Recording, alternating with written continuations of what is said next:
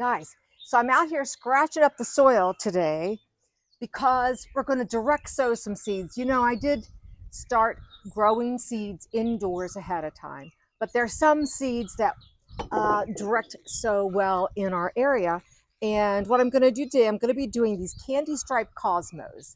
Now, I've never tried these direct sown. I've tried them the last 2 years. I've started them indoors, but I'm going to direct sow these because both these, the giant zinnias, I have direct sown and they do really well.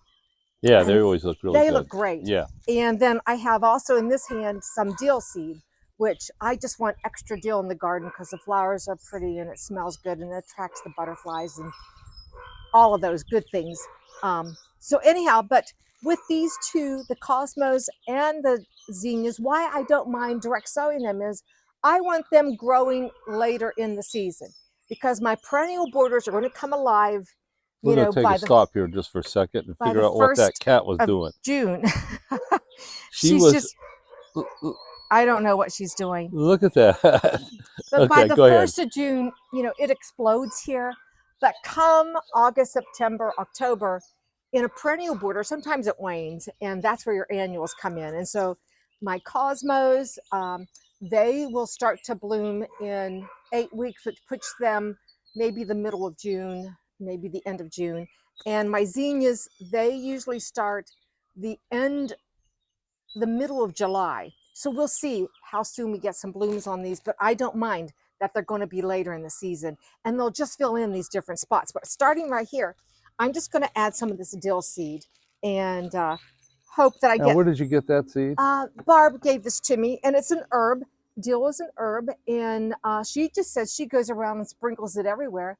And it's got a beautiful fern-like foliage. It smells delicious, but the seed heads are the swallowtail butterfly will lay its eggs and nurture its babies on there, and then you can save the seeds. So I'm just going to throw some down here in front of this tiny tot. This is the Anne's Magic Ball Arborvitae. It just stays so tiny. Cover this up with a little bit of soil, and we'll see how well that goes. I'll be sprinkling that through the garden too. But let's go down here. So if you've never direct sown seeds, zinnias are great to direct sow. I did start some liliputs earlier, and they're hardening off right now. And they will be put out next week sometime. Look at all the bees. I know. Isn't that great? It is great. They love the ajuga blooms. Back here, I'm going to put out my giant zinnias. And I've already, like I said, I've been scratching the soil this morning. So the giant zinnias, they get 2 to 3 feet tall. Actually, 2.5 feet. So I like them in this part of the border. This is the multi-pack. They're beautiful in the fall. I love the bouquets. And if we have any luck, we'll see some germination, I think, in 4 to 5 days. Says 7 to 12, but maybe sooner. You have no patience sometimes. You know that. I don't. I know. And to be a gardener. I know. I'm putting 3 seeds in here and a 1/4 inch deep. And I'm just taking the soil that's here. Our soil is good. I'm not amending the soil. This is nice, rich soil in here. And I am right in here and hope the cats don't dig on it.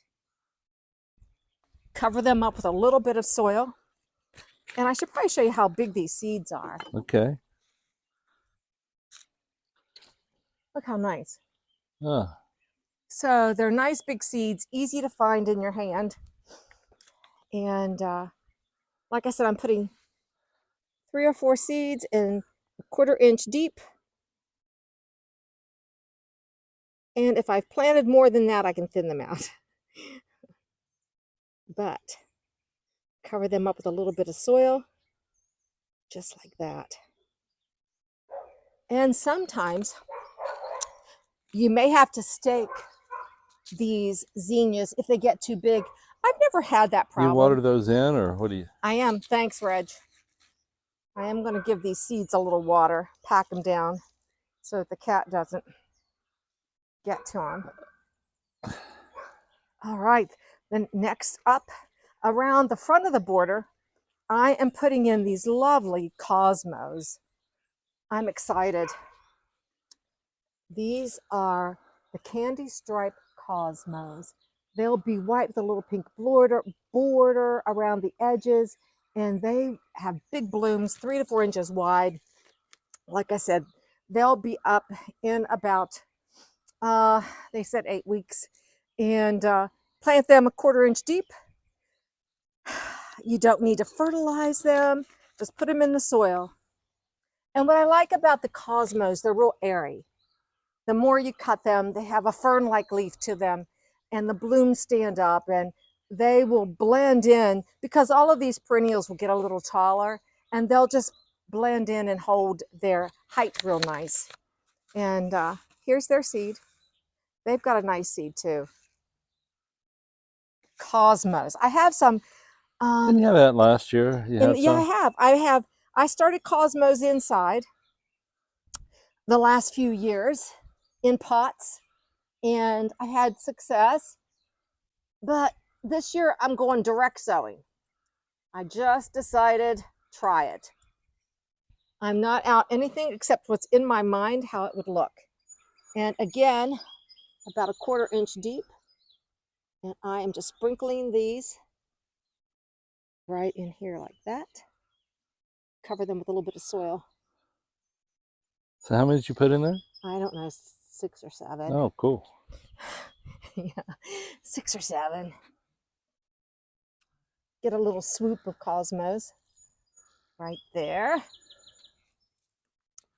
And I have another batch. Cosmos over here by this larkspur, more towards the front of the border. And get yourself a couple packets of seeds, people. Look how nice this soil is. Just get out there.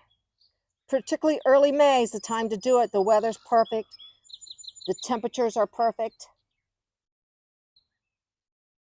We're going to have 70-degree days, chance of rain every day. And evenings are going to be 50s, 60s. I want to scan over here and look at these alliums. I know. How nice they look. One of my favorites. Then I have back here, and then this will be all I'll be traipsing back and forth, Raj. I'm trying to get out of your way, know. but I'm tripping over everything. I'm going to put cosmos in here,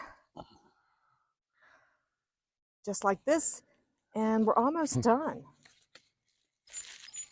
Unless I decide I'll plant a few more somewhere else. I'm sure you will. Sit on your deck and sit on a step, check it out. And what did you say the other day? Sometimes you just have to look? Just have to look. Yeah. Sit, look at your, there we go. Let those come up right in there. That's it. Stick that last seed there. I'll water that in when I've got giant zinnias in the back of the border here. And won't it be pretty with all those colors? I've got this spot and one other spot of giant zinnias, and this nice little job will be done. Which isn't a job, it's just so fun when you have these to look forward to. And I will come back and water these in. So the giant zinnias will come up here, the peonies will be gone. Right here it is. And that's it. So if anyone out there is doing direct sowing, tell me what else. I'm in zone 6 here in West Virginia. I'd like to know what other easy seeds there are to direct sow.